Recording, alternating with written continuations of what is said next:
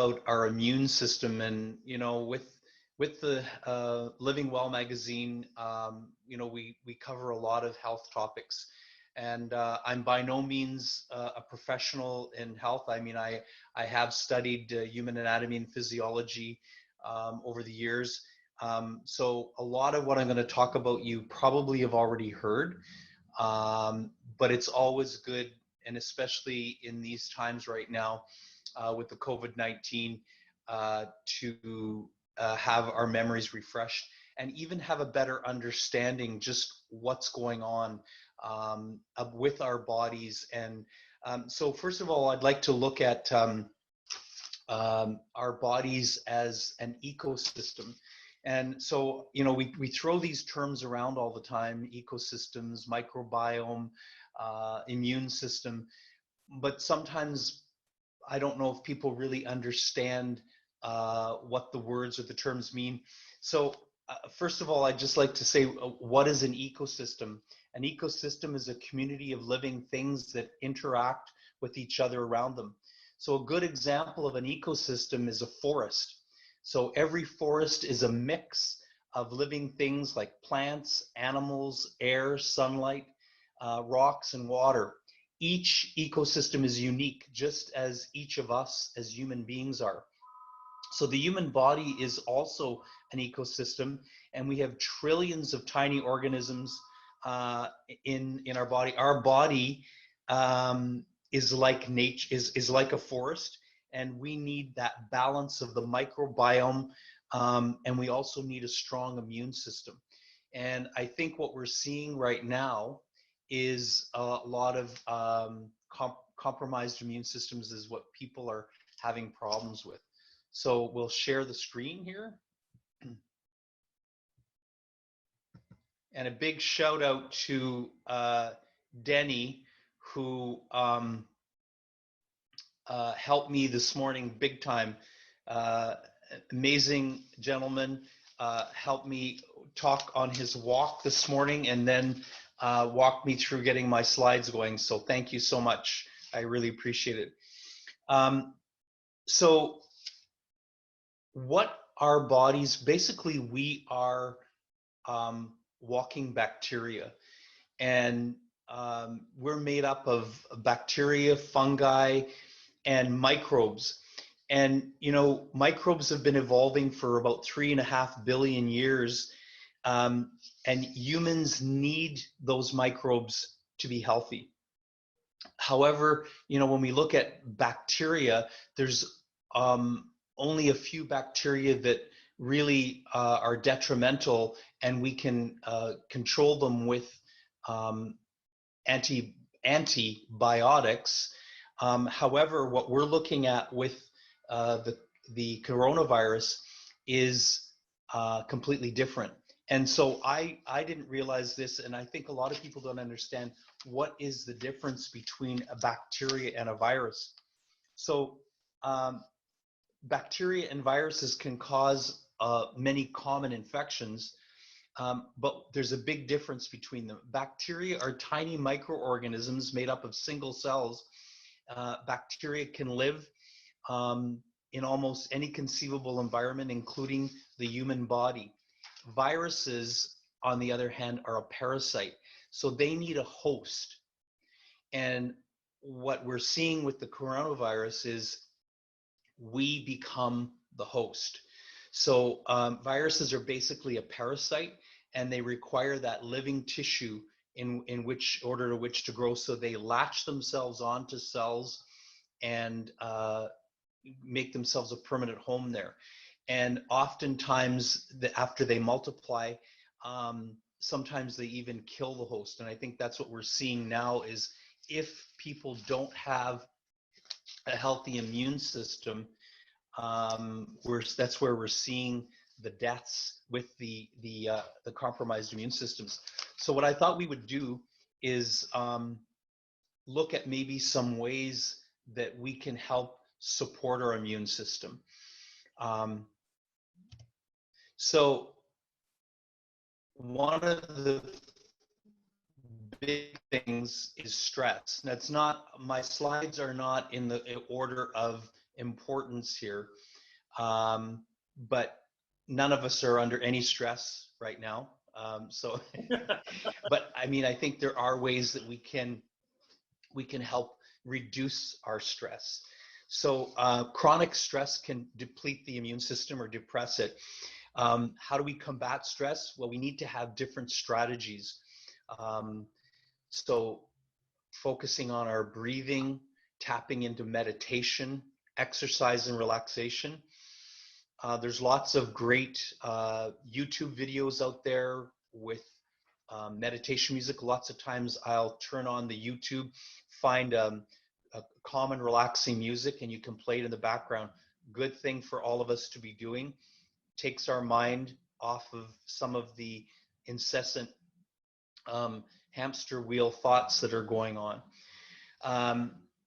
Some other items that are really helpful are our pets. And interestingly enough, pets are a great way to help our immune system.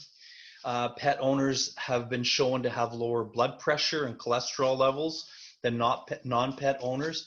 And they, again, certainly do help us detract from a lot of the things that are going on. And they also give us a reason to get outside and walk.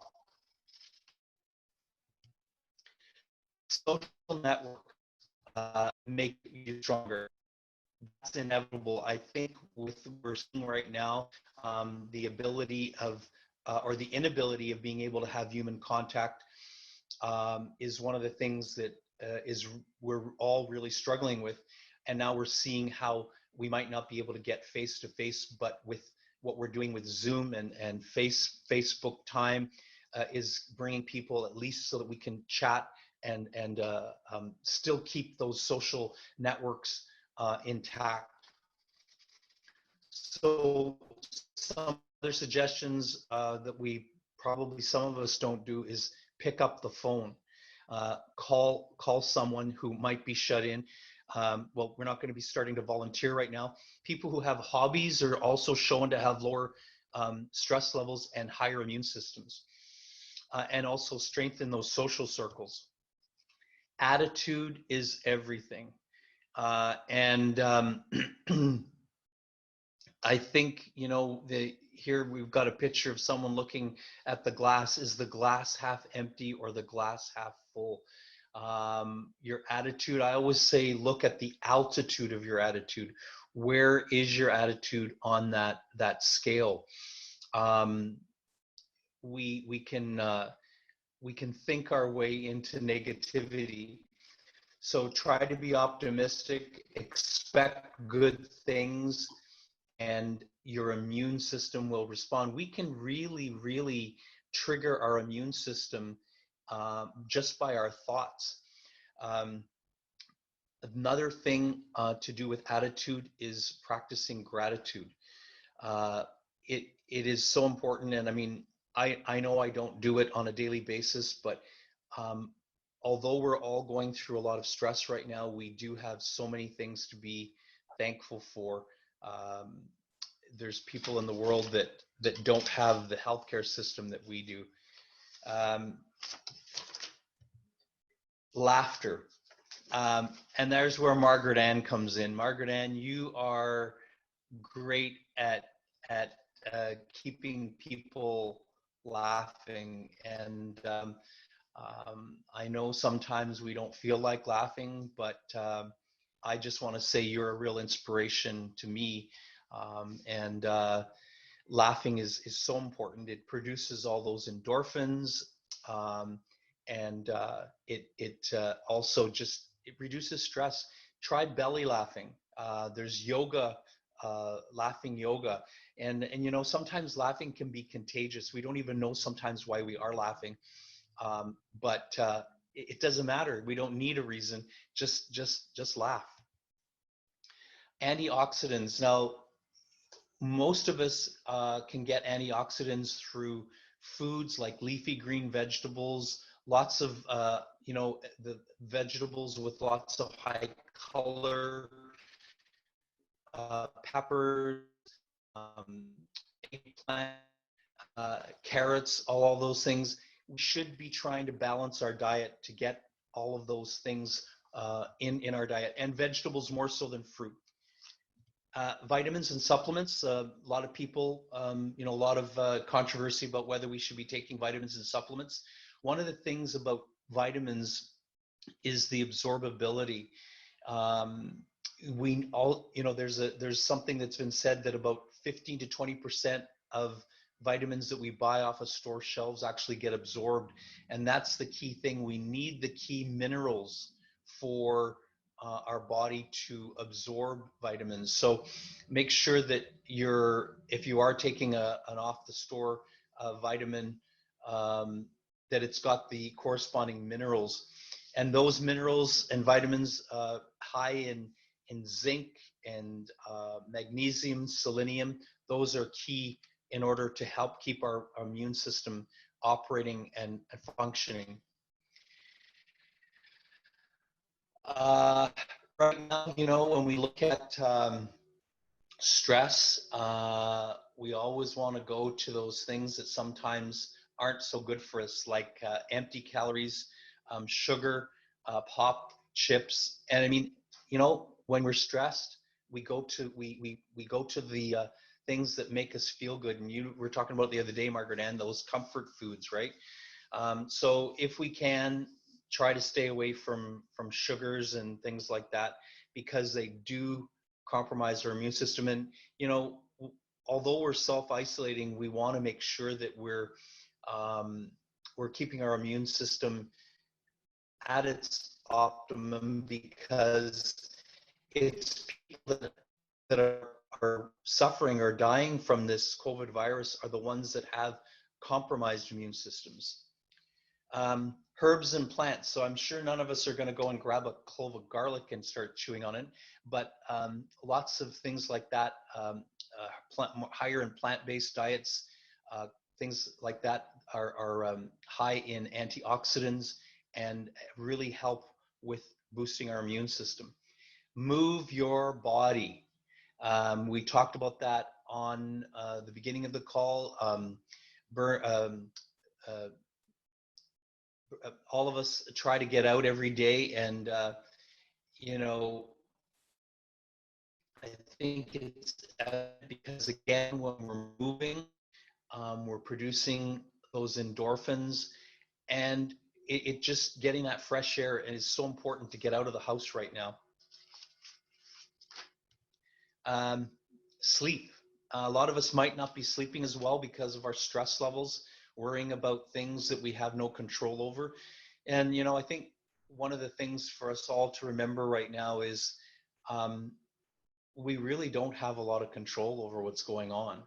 And we need to ride this out. And sleep is a huge way to help our immune system. We should be getting 7 to 9 hours of sleep to feel rested. It helps with our white blood cells, and we should also be trying to keep a regular schedule. I think sometimes, probably right now, that's hard for a lot of us. We might be staying up later, not keeping a schedule like we did when we had to be certain places.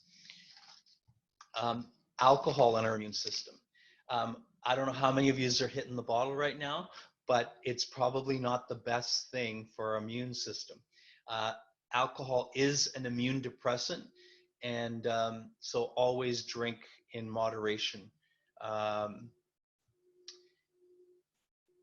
Smoking. Nicotine, again, is an immunosuppressive, and I think that smoking is probably definitely on the downturn now, but again, people because this is attacking the lungs, it is really relevant that we be careful of, if we are smoking, maybe to cut down. And finally, not to sound like a broken record, but hand washing. Most of this viral transmission, as we've heard, I'm sure we're all listening to the news, is coming from us picking stuff off of contaminated surfaces and then touching our face or our eyes. So hand washing is very, very important. I found a little bottle of alcohol Purell that I've been carrying around in my pocket when if I do go out to the grocery store, I just try to keep that handy. One of the things that I wanted to talk about today was also the fact that um, the key between our gut health and our immune system. When we look at the microbiome, 70% of our immune cells are produced in the gut. And so not only do we have to look at taking things with probiotics, people haven't heard of prebiotics, which actually feed the bacteria. If anyone is on a lot of antibiotics, they're cleaning all the gut flora right out. So we need to replenish that. And probiotics are good, but a lot of times what happens is our digestive enzymes are so strong that it doesn't even get past our stomach. So that's why a prebiotic that helps feed the already existing bacteria can also be very advantageous. So I'm sure I probably haven't told you anything that you don't already know, but I thought what we could do today was just, um, uh, look at reviewing some of the things that can help us keep our immune system operating optimum so that we all stay healthy and come out at the other end of this.